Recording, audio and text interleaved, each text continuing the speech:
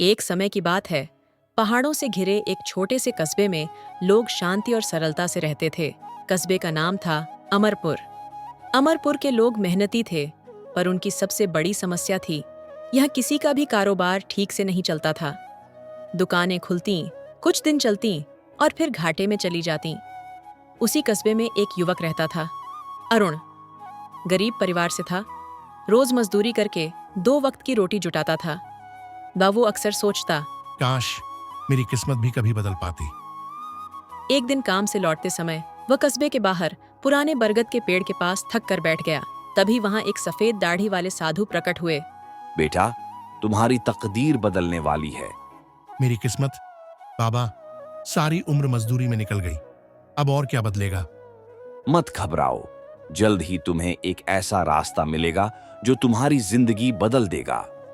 ये कहते ही वे साधु हवा की तरह गायब हो गए। अरुण ने सोचा, लगता है साधु जी को मजाक करने से फुर्सत नहीं।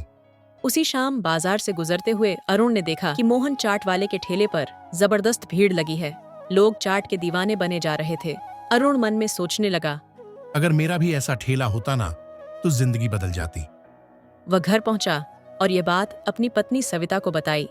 सविता ने मुस्कान के साथ कहा, पर चिंता मत करिए, कभी मौका मिला तो ठेला आप भी लगाइएगा। कुछ दिनों बाद अरुण मजदूरी के काम से जंगल के रास्ते जा रहा था। तभी उसने मोहन चाट वाले को कस्बे के बाहर स्थित पुराने किले की ओर जाते देखा। मोहन के हाथ में एक बड़ा बैग था। अरुण को शंका हुई, वह उसे चुपचाप पीछा करते हुए किले तक पहुंचा।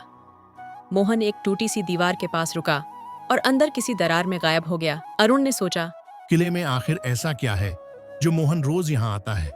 उसी शाम अरुण की मुलाकात उसके दोस्त हरि से हुई, जो समोसे का ठेला लगाता था। उसका ठेला सुनसान पड़ा था। अरुण ने पूछा, अरे हरि, आज कोई ग्राहक नहीं। भाई, मोहन ने पूरा बाजार छीन लिया। उसकी चाट ने मेरा धंधा ही खत्म कर दिया। पता नहीं वह ऐसा क्या डालता है। अरुण के मन में शंका और गहराती गई। उसने तय कर लिया, कल मैं चाट खाकर देखूंगा कि आखिर ऐसा क्या है। अगले दिन अरुण मोहन के ठेले पर गया। भाई, एक प्लेट चाट देना। जैसे ही उसने चाट चखी, उसकी आंखें चमक उठीं। अरे यार, ये इतनी स्वादिष्ट कैसे। मोहन ने स्मित हंसी के साथ कहा। बस भाई, मेहनत और घर की रेसिपी। अरुण के मुंह से निकल गया। या फिर पुराने किले की वह दीवार। ये सुनते ही मोहन के हाथ कांप गए।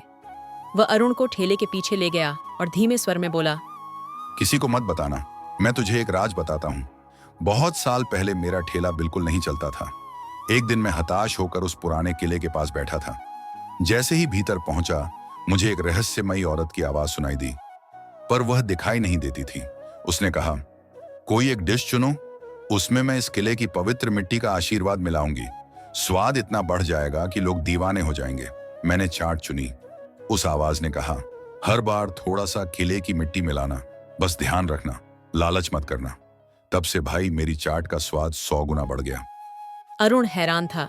उसने सोचा, अगर मोहन को आवाज सुनाई दे सकती है तो मुझे भी सुनाई दे सकती है। अगले ही दिन वह अपने दोस्त हरि के पास पहुंचा और उसे सब बात बता दी। हरि बोला, अगर यह सच है तो हम दोनों की किस्मत बदल जाएगी। दोनों उस रहस्यमयी किले की ओर निकल पड़े। किले के अंदर अंधेरा और सन्नाटा था। हवा भी डरावनी आवाजें कर रही थी।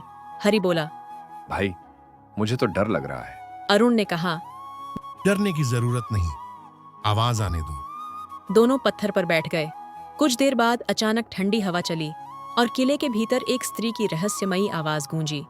अपनी डिश का नाम बताओ, ठीक है?